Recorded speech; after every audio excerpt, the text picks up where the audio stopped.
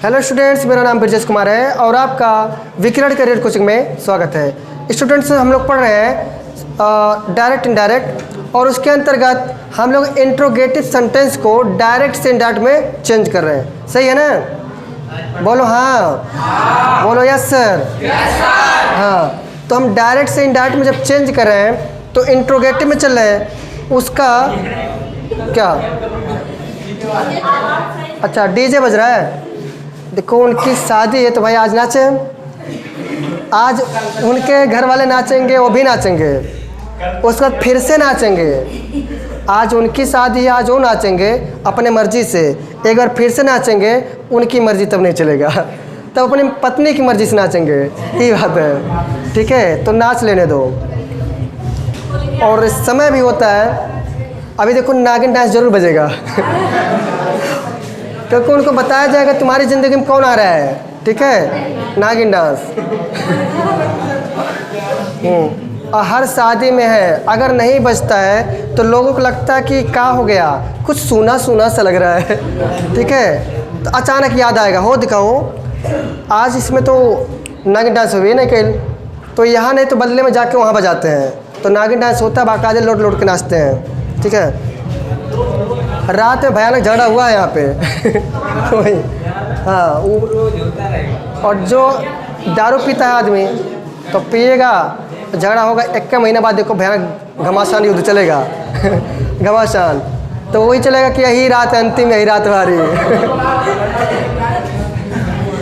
तो एक काम करो, ऐसे सुनो, अभी 10 में पढ़ते हो, 12 में पढ़ते हो, तो जैसे मैथ पढ़े हो, x बराबर मान लो कि डीजे नहीं बज रहा है, x बराबर डीजे नहीं बज रहा है। देखो, ठंडी को जब भाव दोगे तो ठंडी लगेगा, और समझ लो ठंडी नहीं है, बस ठीक ठाक है। तब नोटिस करो, यहाँ पे हम लोग पढ़ रहे थे कि अगर डायरेक्ट से इनडायरेक्ट बनाते समय क्वेश्चन वाला बता रहे हैं, अगर हेल्पिंग वर्ब से स्टार्ट होता है तो दैट कंजंक्शन के रूप में लगाते हैं और सेड टू को बदल देते हैं आस्क्ड में, आए कि नहीं? फिर आगे में पढ़े थे, अगर उसमें डू से स्टार्ट होता है और लेकिन उसमें नॉट का प्रयोग नहीं है तो सिंपल पास्ट में चेंज करते हैं। किस में करते हैं? फिर पढ़े कि अगर डू का प्रयोग हुआ है और उसमें नॉट का भी प्रयोग हुआ है तो इनडायरेक्ट बनाते समय उसमें हम लोग क्या करेंगे? डिड सहायक क्रिया लगाएंगे, डिड सहायक क्रिया लगाएंगे। फिर कह रहा है कि अगर डायरेक्ट वाले में डिड सहायक क्रिया के रूप में है, अभी क्या था? डू था, लेकिन अब कह रहे डिड सहायक क्रिया के रूप में है तो उसको हम बदल देंगे पास्ट परफेक्ट टेंस में। किस में बदलेंगे? Past perfect tense. उसी नियम को यहाँ पे लिखते हैं, ध्यान से देखिए मुस्कुराते हुए, ठीक है? रूल नंबर 7 है या 8 है शायद? तो रूल नंबर 8 देखो, अगर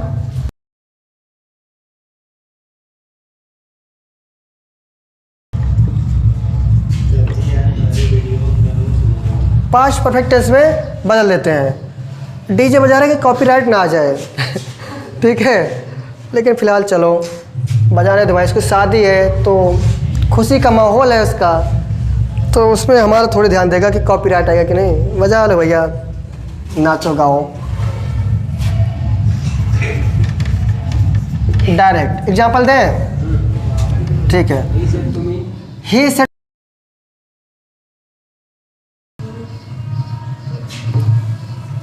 लिखा ही सेड टू मी, उसने मुझसे कहा, did you lend me your book, क्या तुम अपना किताब मुझे उधार दिए थे? डिड लिखा ना, दिए थे। तो इसको हम जब चेंज करेंगे, देखो ही सेड बदलेगा, सेड टू किस में बदलेगा? आस्क्ड में बदलेगा। मी रहेगा ना इसे, और यहाँ पे जो कॉमन इंटरेट कम है, तुम्हारी मर्जी, इफ में बदलो तुम्हारी मर्जी वेदर में। हम वेदर कर देगा आपकी बार, वेदर। अब देखो यहाँ पे वेदर के जस्ट बाद में हम इसको, अच्छा देखो पास्ट इंडेफिनिट में है ना, पास्ट इंडेफिनिट में है तो इसको बदलेंगे पास्ट परफेक्ट में। पढ़े हो नहीं हम? तो यहाँ पे लिखा भी गया है, तो डिड, यहाँ पे यू लिखा है, यू सेकंड पर्सन है ना, किसके हिसाब से बदलता है? ऑब्जेक्ट। ऑब्जेक्ट क्या है? मी का यहाँ सब्जेक्टिव केस रहेगा ना, आई। बहुत अच्छे, सब्जेक्ट हो गया आई। अच्छा, उसके बाद में आई के लिए यहाँ पे सहायक क्रिया क्या लगाएं? हैड लगाओगे। कारण पूछो, पूछो पूछो, क्योंकि यह है पास्ट इंडेफिनिट, बदलेगा पास्ट परफेक्ट में तो सहायक क्रिया आता है हैड। तो आई हैड लैंड, लैंड का था ना, लेंट, तो लैंड का लेंट हो गया। मी जो लिखा है ये देखो वर्ब है, वर्ब के बाद लिखा है ऑब्जेक्टिव केस। मी किसके हिसाब से बदलता है? सब्जेक्ट कौन है? तो ही का यहाँ पे सब्जेक्ट है, यहाँ चाहिए क्या? ऑब्जेक्ट। तो ही का ऑब्जेक्टिव केस क्या आएगा? हिम आएगा। लड़की थोड़ी है, क्या बताएं तुम लोग को हम। देखो हम लिख भी रहे हैं हिम, सही है ना। अब यहाँ पे योर बुक लिखा है, यू किसके हिसाब से बदलता है? किसके हिसाब से बदलता है? ऑब्जेक्ट के। ऑब्जेक्ट में क्या है? मी का पसेसिव वहाँ क्या होगा? My book. आया कि नहीं समझ में? ऐसे बदलेंगे। अगला रूल लिख दो, इसको कॉपी कर लो मुस्कुराते हुए, समझ में आ रहा होगा चीज़ें। ऐसे बारीकी से धीरे धीरे देखो। अभी जब एक बार मिला के सब एकदम पढ़ाएंगे ना। हाँ, अगला नियम देखो। अभी तक हम पढ़ रहे थे कि यहाँ पे देखो डायरेक्ट स्पीच में, यानी डायरेक्ट स्पीच में क्या लिखा रहता था? ये जो हमारा रिपोर्टिंग वर्ब है, कामा के अंदर जो स्टार्ट होता था वो क्या से, यानी सहायक क्रिया से स्टार्ट होता था ना। तब हम इफ़ या वेदर लगाते थे बीच में कनेक्टिव वर्ड के रूप में। लेकिन अब जो रूल है अगला, ये क्या से स्टार्ट होने वाला नहीं रहेगा, मतलब कि यहाँ पे सहायक क्रिया से स्टार्ट होने वाला शब्द नहीं रहेगा, प्रश्नवाचक शब्द रहेगा। और प्रश्नवाचक तब आता है जब वाक्य के बीच में कहीं प्रश्न पूछा होगा हिंदी वाले सेंटेंस में, ठीक है, तो उसका यहाँ पे आएगा क्वेश्चन वर्ड। तो क्वेश्चन वर्ड जब आ जाएगा तो यहाँ पे हम कनेक्टिव वर्ड में इफ़ या वेदर लगाते थे, लेकिन अब नहीं लगाएंगे, वो खुद कनेक्टिव वर्ड बन जाएगा। कौन? Question word. जो क्वेश्चन वर्ड है वो खुद बन जाएगा। और उसके आगे हम लोग लिखेंगे सब्जेक्ट, फिर उसके बाद में सहायक क्रिया लगाएंगे, वही चीज़। इस नियम को लिखते हैं।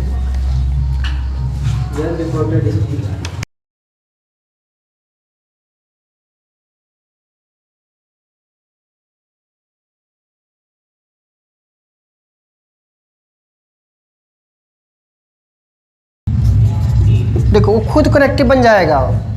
देखो लिखा है यदि रिपोर्टेड स्पीच पर सूचक शब्द, यानी व्हाट, हु, ऐसे टाइप का प्रश्नवाचक शब्द है अगर उससे शुरू होता है तो इनडायरेक्ट स्पीच में अन्य कनेक्टिव वर्ड नहीं लगाया जाता है। ये शब्द स्वयं ही कनेक्टिव वर्ड का कार्य करते हैं। आगे देखो,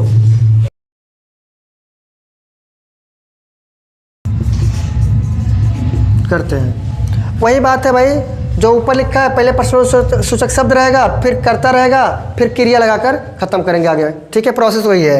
एग्जाम्पल दे रहे हैं हम।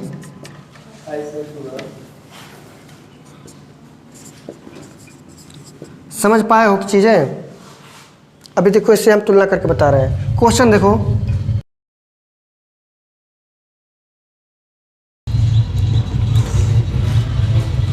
Who are you and where are you coming from?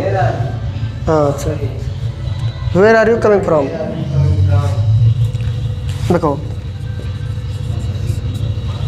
लिखा आई सेड टू हर, मैंने उससे कहा या पूछा, हु आर यू, तुम कौन हो, where are you coming from, तुम कहाँ से आ रही हो, ठीक है। आ रही हो लड़की है कोई, क्यों यहाँ पे हर लिखा है, तो इंडायरेक्ट बनाएंगे। आई सेड टू बदलेगा आस्क्ड में, आई आस्क्ड हर। और यहाँ पे आएगा देखो कुछ नहीं आएगा, ये क्वेश्चन वर्ड आ जाएगा हु। अब इसके बाद सब्जेक्ट आएगा, कौन आएगा? सब्जेक्ट। सब्जेक्ट यहाँ पे क्या है? यू किसके हिसाब से बदलता है? ऑब्जेक्ट में कौन है? हर का यहाँ सब्जेक्टिव केस चाहिए ना, क्या मिलेगा? सी। तो हो गया सी, और सी यहाँ पे देखो प्रेजेंट में है ना, सिंपल प्रेजेंट, तो पास्ट में बदलेगा। तो इज एम आर का बदलता है वाज वेयर के हिसाब से, तो सी वाज क्या बदलेगा? सी वाज एंड वेयर, और फिर से वही चलेगा। तो यू किसके हिसाब से बदलेगा? सब्जेक्ट। तो she where, she was coming from, ऐसे बनना चाहिए। सुनो देखो लिखा है आई सेड टू हर, मैंने उससे पूछा, तो सेड टू बदलेगा आस्क्ड में, किससे बदलना है? आई आस्क्ड हर यहाँ पे क्वेश्चन वर्ड था तो यहाँ पे कोई कनेक्टिव नहीं आएगा, स्वयं क्वेश्चन वर्ड हेल्पिंग बन जाए, कनेक्टिव बन जाएगा। यहाँ पे चीज़ें लिखा भी गया है कि स्वयं कनेक्टिव का कार्य करते हैं, तो स्वयं कनेक्टिव हो गया। फिर उसके बाद में लिखा है प्रश्नवाचक शब्द के बाद कर्ता लगाते हैं, तो प्रश्नवाचक शब्द हो गया ना, फिर कर्ता ढूंढेंगे, कर्ता आ गया, फिर क्रिया लगाकर आगे का प्रोसेस करते हैं। तो कर्ता हो गया, फिर क्रिया हो गया और आगे की चीज़ बढ़ा रहे हैं। यहाँ पे जो क्वेश्चन था सेम रहेगा, आर था तो यह भी प्रश्नवाचक है, तो यहाँ पे हम इसके पास आएंगे पहले, तो क्वेश्चन वर्ड हो गया, फिर सी हो गया। आर था तो वाज में बदल गया और बाकी चीज़ें वैसे उतर गया। सही है, यानी प्रश्नवाचक शब्द पहले रहेगा, फिर सब्जेक्ट आएगा, फिर क्रिया आएगा, ऐसे बदलेगा। चलो अगला क्वेश्चन, अगला है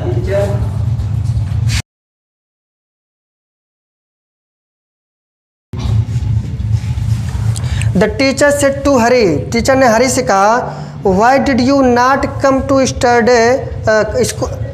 स्कूल स्टडे, तुम कल क्यों नहीं स्कूल क्यों नहीं आए थे।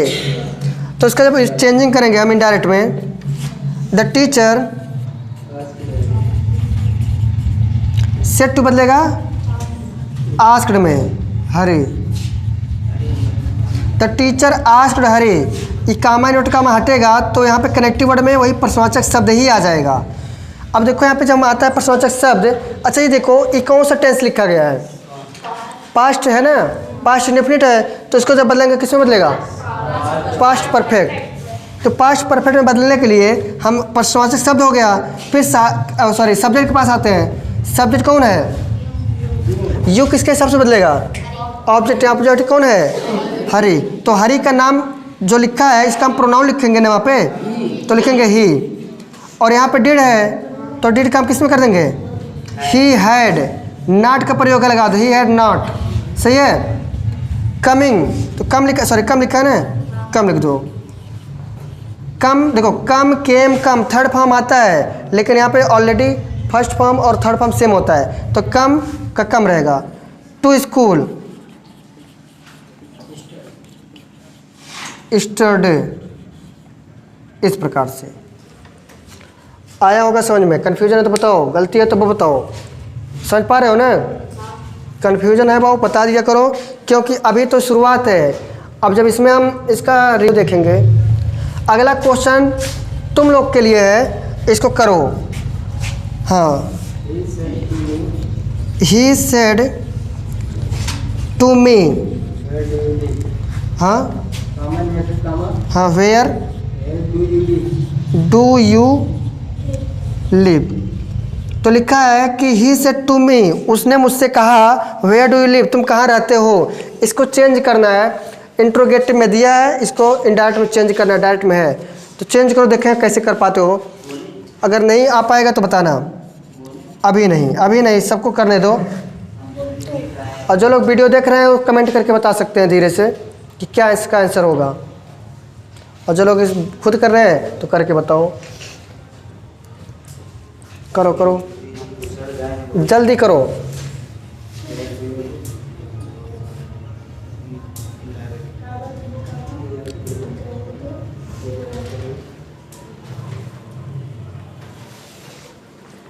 क्योंकि जब बनता है ना तो इजी लगता है, हाँ आ रहा है, सभी नियम समझ में आता है कि हाँ आवत पे आ रहा है, सभी चीज़ आ रहा है, लेकिन खुद से करने पर लगता है कि हाँ कहाँ पे दिमाग लगाना है। अभी तो हम बोल रहे थे तो लग रहा है कि हाँ सब आ रहा है, लेकिन खुद करो एक उठो, बनाती है।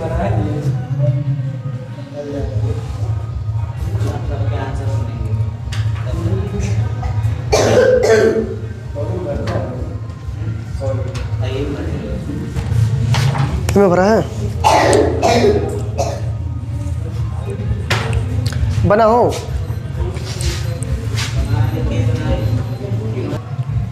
हाँ, तो आंसर की प्राप्ति हो गई है, बोलिए। यहाँ लिखे ही आस्क्ड मी, हाँ मी, वेयर कहाँ लिख रहे हो, हाँ प्रश्नवाचक है और यहाँ पे कनेक्टिव के रूप में वो खुद आता है। ठीक है, आगे बोलो। वेयर आई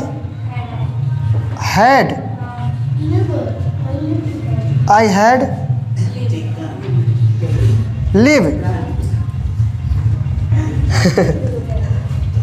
गलत है कि सही है? गलत है, सही करो। हाँ सही करो। हाँ मिटा दिए यहाँ तक। हाँ वेयर आई वेयर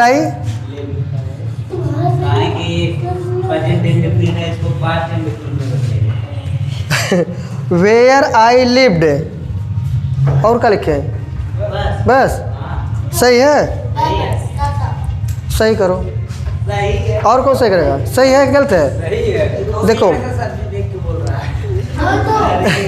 बात सुनो, अभी इस पे फुल स्टॉप लगाओ। और एक चीज़ और देखो, सुनो, ये सोच रहे होगे तुम लोग कि यहाँ पे आई लिव्ड क्यों बोला गया। वेयर डू, इसमें नाट नहीं ना है। नाट होता तब उसमें जाता, ठीक है, तब डिड लगता।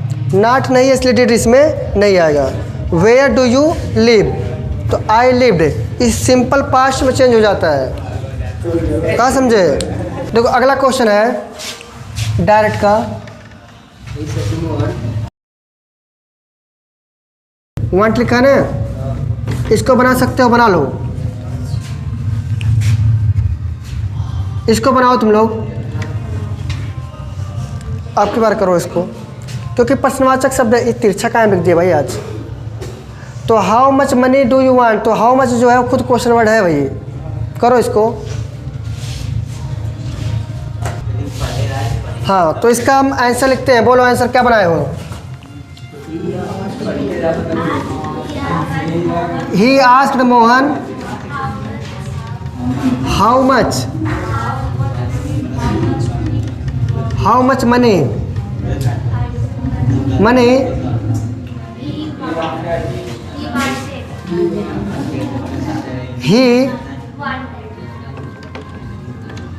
He wanted.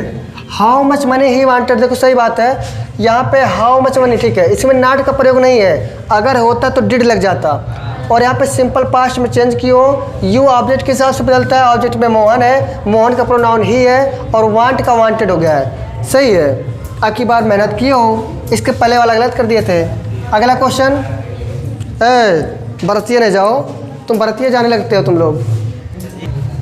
ध्यान दो भाई सब लोग। रूल नंबर 10 देखो। रूल नंबर 10 में क्या है कि इसमें देखो सहायक क्रिया से स्टार्ट होगा, यानी यस नो टाइप का क्वेश्चन पूछेगा और उसका आंसर भी मिलेगा। जैसे प्रश्न पूछेगा कि क्या वह बाजार जाता है, या क्या तुम तैर सकते हो, तो इसका अगर पूछ रहा है तो उसका उत्तर भी दोगे, यस नो ऐसा टाइप का उत्तर भी दोगे। तो इसका चेंजिंग कैसे करते हैं, नियम देखो।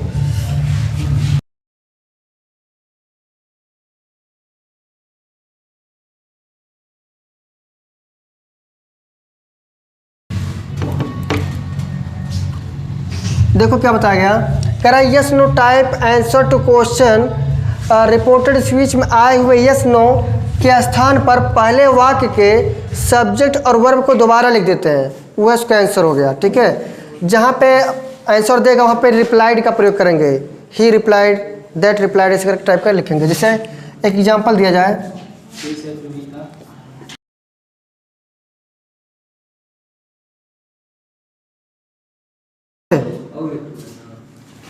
देखो लिखा है सी सेड टू रीता, उसने रीता से कहा can you lend me this watch, क्या तुम इस घड़ी को मुझे उधार दे सकती हो। रीता सेड एस, रीता ने कहा यस जरूर।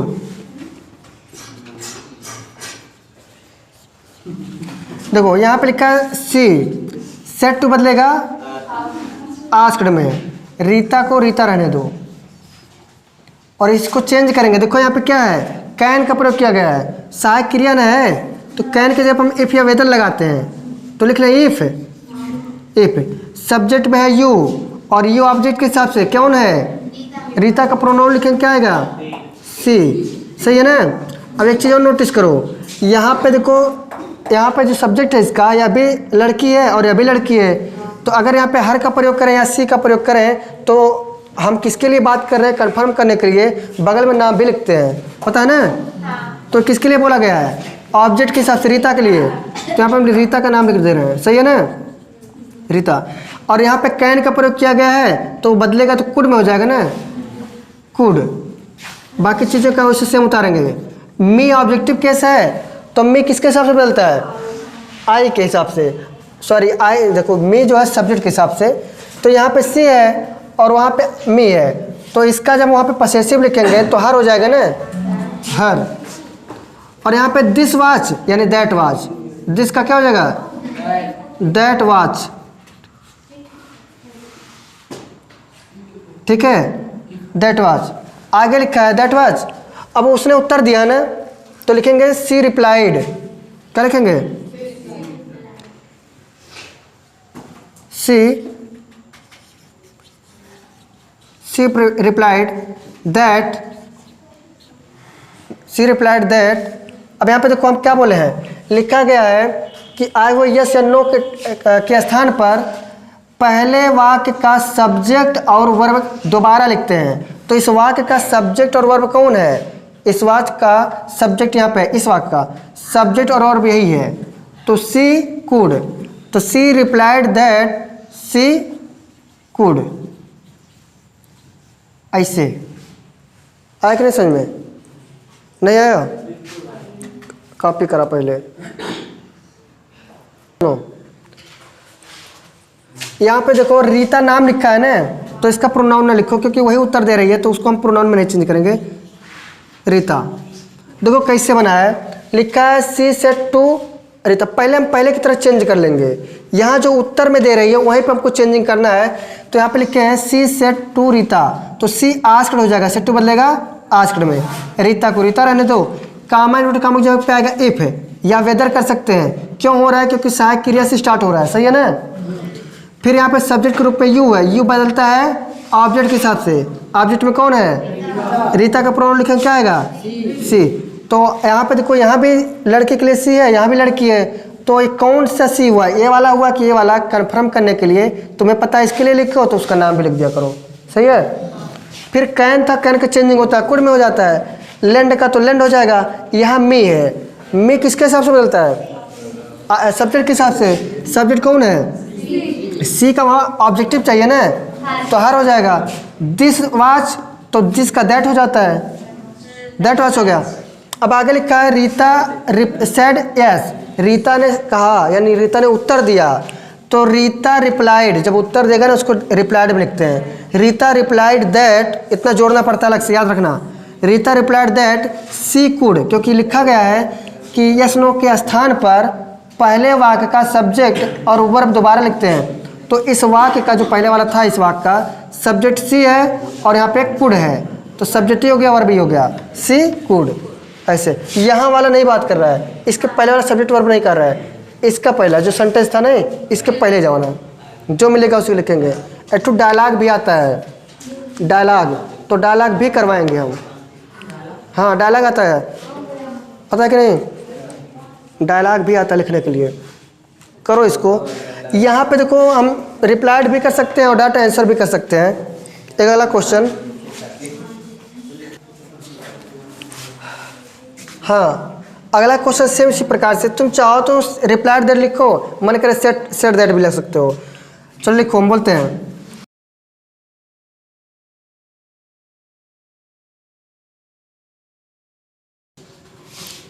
नो। देखो लिखा है आई सेड टू आनंद, मैंने आनंद से कहा, are you attending the class, क्या तुम क्लास में उपस्थित थे, क्या करोगे, हो, तो यहाँ हो जाएगा आनंद सेड नो, तो कह रहा है कि नो, तो इसको कैसे चेंज करेंगे, आई सेड टू आनंद, तो लिखेंगे आई आस्क्ड आनंद, सही है, ANAND आनंद। यहाँ पे बदलेंगे हम, किसमें बदलेगा, इफ है, आर का प्रयोग है, सहायक क्रिया है, सबसे पहले सब्जेक्ट के पास, सब्जेक्ट कौन है, यू ऑब्जेक्ट के हिसाब से, तो हो जाएगा ही, क्या हो जाएगा, ही, और ही के यहाँ पे आर का लिखा है तो इसको हम वाज में कर देंगे, तो he was attending the class, ये खत्म हुआ ना, तो ये पूछा है, अब वो आंसर देगा, तो यहाँ लिखेंगे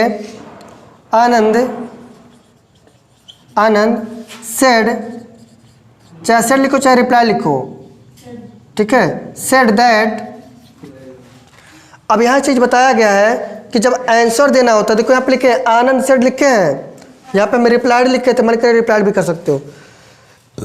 सब्जेक्ट और इसके बाद में लिखा है उत्तर दे रहा है, जहाँ पे नो लिखना है उसी के जगह पे तुमको इसके पीछे आना है, और इसका सब्जेक्ट कौन था? ही वाज है ना, सब्जेक्ट हो गया वर्ब हो गया, सब्जेक्ट और वर्ब लिखो, यही बोला गया है, ठीक है। तो इसका सब्जेक्ट लिखेंगे ही वाज, आंसर नॉट में है ना, तो ही वाज नॉट हो जाएगा, ऐसे आया कि नहीं समझ में? ही वाज नॉट, नो में उत्तर दिया ना, तो ही वाज नॉट, इसको शॉर्ट में लिखते हैं वाजंट लिखते हैं, ऐसे भी कर सकते हो। आया कि नहीं समझ में? देखो अगला है, अगला नियम ये है कि भाई सब लोग कुछ विशेष परिवर्तन देखते हैं। कुछ विशेष परिवर्तन में ई है, क्या है पहले हेडिंग कर लें।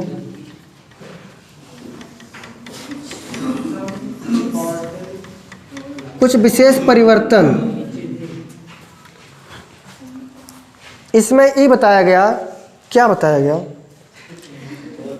क्या बताया गया, मैं भूल गया, कुछ बताया गया था कुछ विशेष परिवर्तन में। हाँ, अगर मान लो इसमें विकल्प का भाव प्रदर्शित करें, जैसे तुम चाय पीना चाहते हो कि कॉफ़ी, नहीं पूछते ऐसे तो चाय पसंद की कॉफ़ी, तो इसमें ऑप्शन दे रहा है ना, तो ऑप्शन वाला अगर भाव है, मन में यही आ रहा होगा कि सर जी हर जगह तुम इफ़ या वेदर लगा रहे हैं, ऐसा बताया गया, लेकिन आप हमेशा लगा रहे हैं इफ़, वेदर तो नहीं लगा रहे हैं।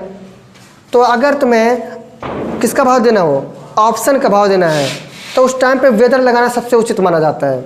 सही है, वेदर तभी आएगा जब ऑप्शन दिखाएगा तब, नहीं तो नहीं, वो ज़्यादा उचित माना जाता है। कहने का मतलब वो भी कर दोगे तब भी सही, गलत नहीं है। तो इसको हम लिखते हैं रूल नंबर 1, कुछ विशेष में रूल नंबर 1।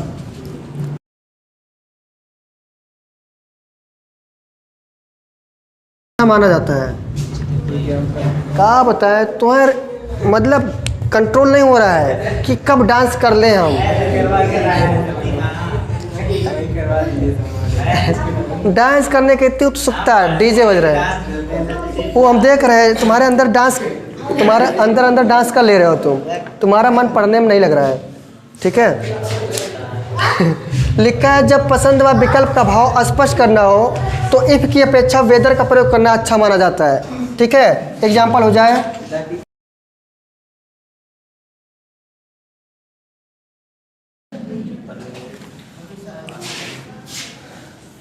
देखो इसका आंसर देखो, लिखा है the teacher said to Hari, teacher ने हरी से कहा do you want attend the parade or not, क्या तुम परेड में उपस्थित होना चाहते हो या नहीं। तो विकल्प दे रहा है ना, तो विकल्प की कंडीशन में हम इफ़ या वेदर में से सबसे अच्छा कौन है, वेदर। तो लिखेंगे द टीचर सेड टू बदलेगा आस्क्ड में, और यहाँ पे क्वेश्चन वाला है तो इसमें लिखेंगे, अच्छा हाँ आस्क्ड, फिर लिखेंगे वेदर आस्क्ड हो गया। द टीचर आस्क्ड, सॉरी हरी को हरी रहने दो, हरी। अब इसकी जस्ट बात कौन आएगा, वेदर। डू लिखा है, यहाँ पे सब्जेक्ट है यू किसके अपेक्षा, हाँ हरी की तुलना में रहेगा ना, तो हरी का यहाँ पे क्या लिखेंगे, ही। और जो डू था इसमें नॉट का प्रयोग नहीं ना है, नहीं है ना, पूछ रहा नहीं है, तो इसको किस में चेंज करेंगे, ही किस में, wanted, he wanted to attend the parade or not, ऐसा बनेगा ना, कोई कन्फ्यूजन बताओ। यहाँ पे चेंजिंग किया हुआ केवल वेदर वाला चेंजिंग हुआ है, हम ही लगाते थे वेदर कर दिए। इसमें देखो पास्ट में इंडिफरेंट मिला है इसलिए क्योंकि इसमें नकारात्मक नहीं है और डू से स्टार्ट हुआ है, इसके वजह से। अगला question,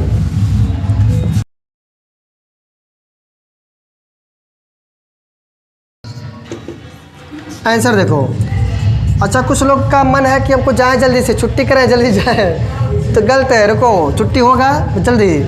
the mother said to her son, तो लिखेंगे द मदर सेड टू बदलेगा टू आस्क में ना, आस्क्ड, हर सन, कहाँ बताएं तुम लोग को जितना जल्दी हमको भी लग रहा है। हाँ, इसके जगह क्या आएगा?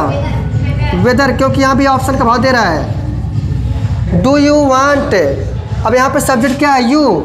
यू के हिसाब से यहाँ पे आएगा योर हर सन। हर सन का वहाँ पे हम सब्जेक्ट लिखेंगे, क्या आएगा? क्या आएगा? ही आ जाएगा ना, ही। और यहाँ पे नॉट का प्रयोग नहीं ना है, नहीं है तो इसमें हम चेंजिंग करेंगे तो वांटेड हो जाएगा। Wanted to have milk, milk, और वो हैव रहेगा टी। अरे वो उसका सहायक क्रिया थोड़ी है, सहायक क्रिया नहीं। कहते नहीं कि हैव यू टी, मतलब क्या पियेंगे आप? चाय की कॉफ़ी। हैव यू टी और सॉरी हैव यू मिल्क और टी, ऐसे पूछते नहीं है पिक्चरों में, पूछते नहीं क्या लेंगे आप, तो वही बात है। तो पूरा समझ में आया होगा। कहीं कन्फ्यूजन है तो पूछ सकते हो मुस्कुराते हुए। आप लोग नहीं पूछेंगे तो कमेंट में जो लोग पढ़ रहे हैं, वीडियो देख रहे हैं, वो भी कमेंट में पूछ सकते हैं। तो आज यहीं पे ख़त्म करते हैं, क्योंकि डायरेक्ट से इनडायरेक्ट बनाना इंट्रोगेटिव का पूरा ख़त्म हो चुका है। इसके आगे देखते हैं अगला वीडियो, उसमें हम कुछ अलग लेकर आएंगे। यदि हमारा वीडियो आप लोग को अच्छा लगा तो हमारे चैनल विकिरण के कोचिंग को लाइक करें, सब्सक्राइब करें और शेयर करें। मिलते हैं अगले वीडियो में, तब तक के लिए हंसते रहिए, मुस्कुराते रहिए और पढ़ते रहिए। जय हिंद।